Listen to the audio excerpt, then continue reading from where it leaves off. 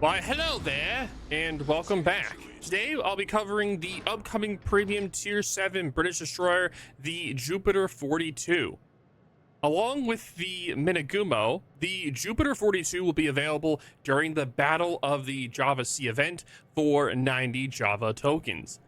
In addition to these tokens, the Jupiter will also be available in random bundles for cash and doubloons. A little bit of a backstory on the Jupiter 42.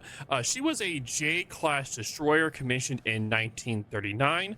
While she briefly served in the Home Fleet, she was transferred to the Pacific Theater in December 1941. Here, she would briefly contribute to the war effort by taking part in the Battle of the Java Sea on February 27, 1942. Unfortunately, the Jupiter fell victim not by enemy forces, but to a friendly mine laid by a Dutch mine layer, the HNLMS Golden Lou of all things. Now, with the history lesson out of the way, let's go on to talk about a little bit about the ship characteristics itself, followed by how she plays and what I think of her overall. Now, as you can tell of the Jupiter, she has a very similar assault to the Jarvis Tier 7 British D, pretty much the same hull. It has the same poor durability, but has the amazing British acceleration. Also, what makes this ship really good, you do have a 360 rear turret as well, which makes it where you're able to get all of your guns going off at the same time if you're bow into an engagement, which is very, very, very amazing for this ship. Unfortunately, though, this ship does only have AP, which makes it very different than compared to other Royal Navy DTs. You have AP only, but you do have improved shell ballistics, similar to the Italian and German DDs, to kind of like reference there, with the improved bounce angles, with the 60 through 67.5 angle, similar to the US Cruisers, weirdly enough. Now, the fuse armor threshold is 20 millimeters, which means that unlike the regular British DDs, this will not arm on broadside DDs. This AP will not. This AP only DD is meant to farm cruisers in battleships with its better AP, with the higher millimeter threshold. Now, if the DD does angle, as you saw earlier, you are able to get really good damage with this thing. You can do massive damage numbers with this thing against DDs. But if they're completely broadside, you're not going to be able to get arming damage. You're going to get overpinned, which is not going to be fun for you at all.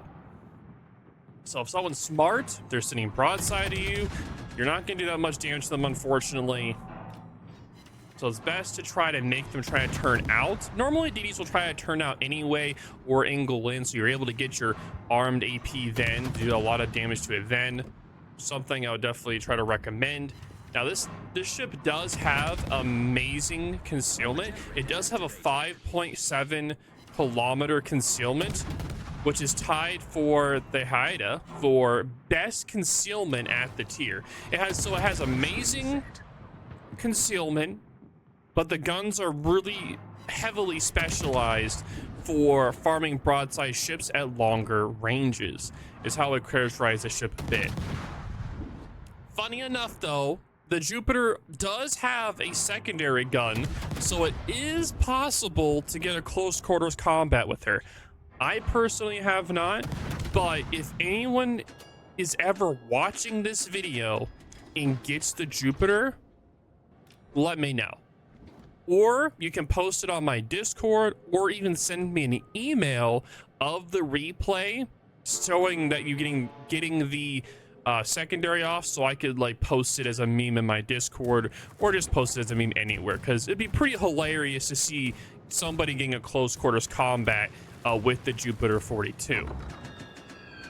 As far as I'm aware, I think there's only like 1 or 2 other DDs in the game that have secondaries. If someone could let me know what those ships are, I definitely appreciate it, guys. I can't remember on the top of my head, so someone let me know. I'd greatly appreciate it.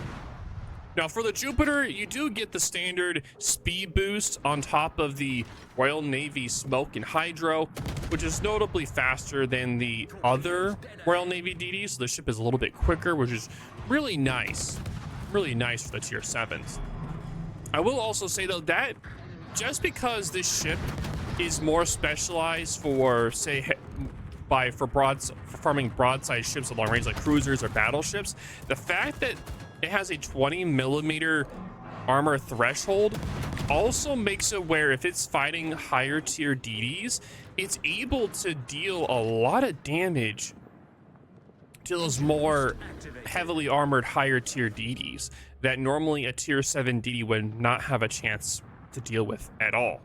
So I really like the fact that this does have 20mm threshold for, but at the same time though, it puts you at kind of a disadvantage against the same or lower tier that don't have as much armor, unless they angle more for you to be able to get that armed damage. So moving on to the torpedoes, they're not impressive at all, to say the least. They are only 7 kilometers. The reload isn't the best, so you could, if someone's pushing you, you are able to get some nice torpedo hits on them if they're pushing at you like a battleship or a cruiser. You can use that 5.7 kilometer concealment to get a nice Congo line going and get some really nice torpedoes on them doing that. But if someone's cutting away with you, good luck. You're never going to hit any torps on them. So about the anti-air, yeah. Anti-air non-existent. It's not really effective at all. Pretty typical for the tier 7 DDs, besides some of the American DDs. You're not going to get any good anti-air at all out of this thing at all. It's best to use the quick smoke up, get that smoke, get in there. Once the planes are gone, just leave the area. Good luck with dealing with the CV. Depth charges, you do get less depth charges than other Royal Navy DDs, but they still deal pretty heavy damage per hit. And since this ship is pretty quick, you can definitely run up onto the tier 6 and tier 8 submarines, since they're not as quick as the tier 10s. If this thing was tier 8, yeah, good luck trying to run down a tier 10 submarine at this point. Yeah, good luck with this thing. But luckily it's tier 7, so it's only going to have to deal with the tier 6 and tier 8 subs, which are definitely not as quick as the tier 10s. Plus, you do have the Royal Navy DD Hydra, which goes to 3 kilometers, which makes it where if there's a sub at 30 meters or 60, you're able to spot them underwater. Still very nice if you have RPF and kind of go more into that build instead. Now, me personally, I like building into RPF onto this DD. I'll show the build at the end of the video, but of course, other people can go whatever build they like.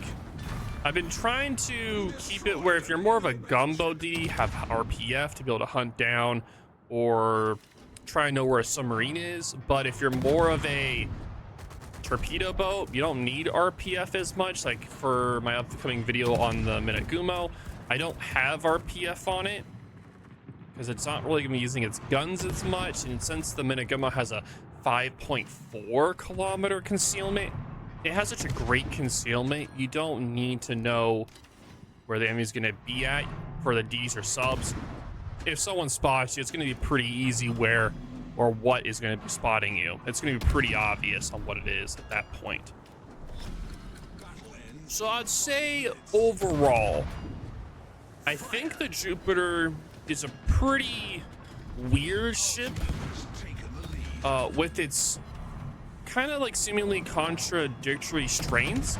Like, yeah, she has the great concealment to pull the other DDs, right? The 5.7 kilometer concealment, which is great, but the guns aren't the best for tier 7 and below DDs, which can be kind of contradictory. But at the same time though, dealing with tier 8 and 9 DDs would be a little bit better, due to the fact that the tier 8 and 9 DDs have more armor, which means you're going to get more likely more pen damage, and with more pen damage, more damage, or more likely you're going to kill the target. And the quick action smoke is also nice for those situations as well. Also, with this thing having improved ballistics, and the improved bounce pen angles, and with its better arm fuse arm threshold, it's able to do a lot of damage to cruisers, pretty much tier 5 through 9 cruisers and battleships. They can do a lot of damage. So this thing is definitely a great farmer in that regard. So definitely be a lot of fun to play. Unfortunately though, it is tier 7, doesn't have a lot of survivability, so you gotta get a build of that. So you definitely have to take note of that if you do plan on getting this ship. And in the comments, if you want to let me know if you plan on getting this ship or not, so I can kind of take a note of overall community's viewpoint on this thing, if people are just getting it for the historical value, or if people are getting the ship because they actually want to play it. It'd be pretty cool to see how people are going to be doing it. My overall recommendation is, like, if you're not as experienced with this kind of build, like AP only, I wouldn't really recommend this for like an inexperienced player with AP only. Now, if you are used to more AP only ships, then I would definitely recommend it. But going off of that, I'm gonna go switch over and talk about the build, so you guys can just see my analysis of why I built the ship the way that I did. For the build of the Jupiter, I go with, for the equipment, I go with main armament in the first slot. Second slot, I go with engine boost. If you have a preference for hydroacoustics, you can do that one instead. But I like having my engine boost longer so I can keep my top speed more. So I deem that more important than having hydro or the fire control. Aiming, of course, I do aiming since the torpedoes on this thing are very lackluster, not really worth it. Turret reverse, you're trying to go more for aiming systems since you're doing a more farming with the AP rather than worrying about too many DD engagements. So I do more and more about the aiming systems for better accurate salvos. And of course, in the fourth slot, the British DDs do not get the propulsion since they already have the British DD propulsion that makes them accelerate and deaccelerate pretty quickly. So I just go with steering. Depth charges are pretty much a bait module to pick, so I would never suggest this for any circumstance. So never take this, and the damage control isn't really worth it for this particular ship, so it's better just to go with steering to be able to make it where you can abuse that British maneuverability. For the build, I would definitely recommend Andrew Cunningham. If you don't get him, I highly recommend him. He's an amazing commander to get, very, very top notch for sure. You should be able to get him for coal. He was, I believe one of my first coal commanders to get. I believe I got the German commander first, and then I got Andrew Cunningham, and then after I got the Russian one. But let's go over the build. So pretty much what I do first for the build, I go with the consumable specialist, and with Cunningham you do get an extra 5%, so it gives you a 10% consumable preparation and reload time. Next, I go with last stand, which makes it where even if someone knocks out your engines, you still have maneuverability. Same if they knock out your rudder, same thing in that regard. Then I do survivability expert with concealment expert. So this is your 10-point commander. So if you only have a 10-point commander, this is what you would do first. Now, if you have a 14-point commander, you would then do radio location. After that, for your next 3-point, you would do adrenaline rush. So this is a 17-point commander at this point. If you have a 17-point commander, this is what you would do. After that, if you have a 19-point commander, you would do extra heavy ammunitions so that you're able to do extra AP damage to your targets. Since this DD only has AP, definitely worth taking the heavy AP. There's no reason why you shouldn't. It's just a raw damage buff to your guns, and it gives you a 10% depth charge damage buff as well. So you get nice little submarine, anti-submarine buff, and a nice gun buff as well. For the final slot, I would go with consumable enhancements so that you have a longer smoke, propulsion, and hydro. Now, if you don't want this and you would prefer to build more into gun turret reverse quicker, you can, instead of building it this, you could then build into preventative maintenance and into grease the gears. This is more of a personal preference. you could build either so you can pretty much build your 19 point like this. Then if you want to build a consumable enhancer, your 21 point, you can. Or if you want to have more preventative maintenance so your guns don't get knocked out as much, you could build this and have a better turret traverse. Since the turret traverse is a little bit slow on the slower end with 12 seconds, it does make it where it's hard. If you're doing like a full turn, your turrets may have trouble keeping up. But on the other hand, you can just have it longer, so you have a longer engine boost and a longer smoke and hydro. But again, it's personal preference on either or. I personally like to go with this way, but you can always build it into the consumables. But again, if you guys have a personal preference on the build, you can also let me know in the comments down below. But anyway, that is going to be it for me today for this video. If you guys have any questions or concerns, definitely let me know in the comments down below. But thank you all for watching, and I will have the Minegumo video out sometime next week. So I hope you guys enjoy your weekend that's coming up, and enjoy the Java C event. Toodaloo!